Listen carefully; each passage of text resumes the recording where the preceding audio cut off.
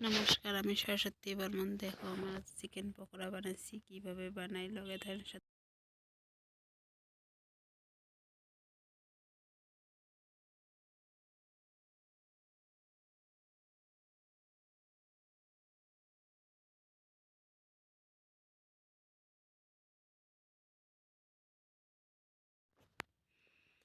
এখন broiler meet নেওয়া হয়ে গেছে। এখন পাতাকপি নিব। পাতাকপি হাফ নেওয়া হয়েছে, মানে যার যতটুকু লাগে। আমরা 100 গ্রাম মিট নিয়েছিলাম আর একটু পাতাকপি নিয়েছি। চাল গুঁড়া মিক্সারে পিষিয়ে নিয়েছি। চাল গুঁড়া 2 চামচ।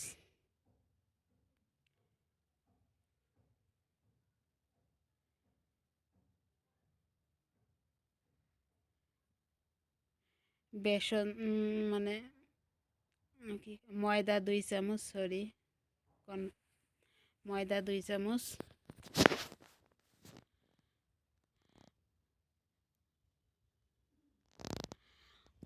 তারপরে এখন আমরা 2 চামচ দই,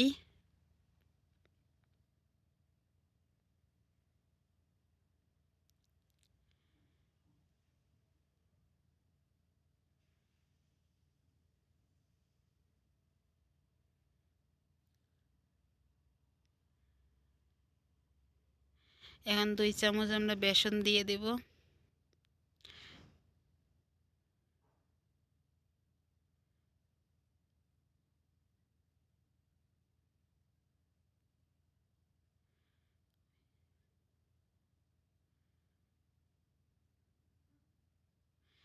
এখন পেঁয়াজ কুচি, লঙ্কা কুচি, আদা কুচি, রসুন কুচি।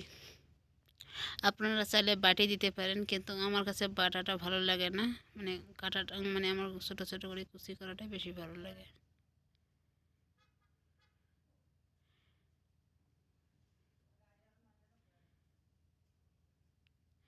এখন আমরা হালকা হাতে একটু একটু করে পেঁয়াজটা সরে নিয়ে মাখিয়ে নেব।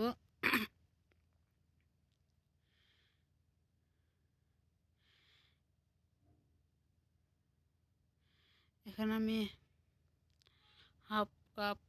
হাফ চামচ লঙ্কা গুঁড়া দিয়ে দেব, হাফ চামচ হলদি। আপনারা যেভাবে ঝাল খেতে ভালোবাসেন, যেহেতু ঝাল বেশি এখানে একটু বেশি দিয়ে দেবেন। আমরা একটু কম ঝাল খাই, তার জন্য একটু কম দিয়ে দিচ্ছি।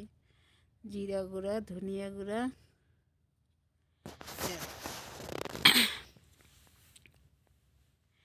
এখন আমরা লবণ দিয়ে হাতে মাখিয়ে নেব।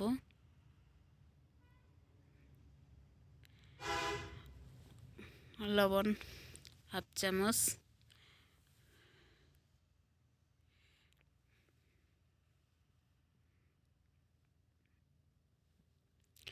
এখন আমরা মাখিয়ে নেওয়া হয়ে গেল।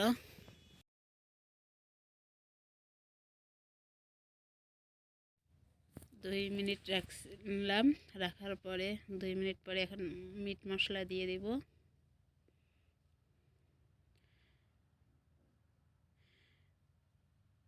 আর এখন আমরা ডিম একটা ফাটে দিয়ে দেব। ডিম ফাটার পরে একটু মেখে নিয়ে নেব, হয়ে যাব।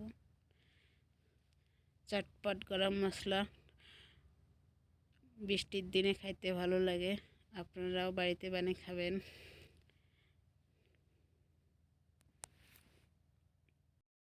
কড়িয়া বসিয়ে দিচ্ছি, কড়িয়া গরম হয়ে গেছে, তেল দিয়ে দিলাম।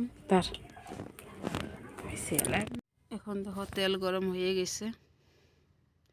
এখন আমরা একটু একটু করে পকোড়াগুলো দিয়ে দিব। চিকেন পকোড়া হালকা আছে, বেশি হিট দিয়ে দেবেন না আঁচ, নাকি নাহলে উপরে লাল হয়ে যাব, ভিতরে কাঁচাই থাকবো, খাইতে ভালো লাগবে না। একটু তার জন্য হালকা আছে, হালকা হালকা করে উলট পালট করে ভেজে নিয়ে নেবেন চারপাশে।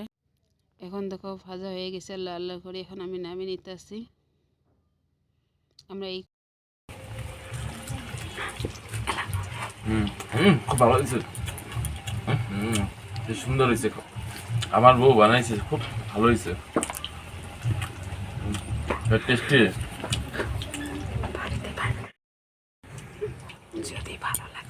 যদি ভালো লাগছে লাইক শেয়ার কমেন্ট করবেন।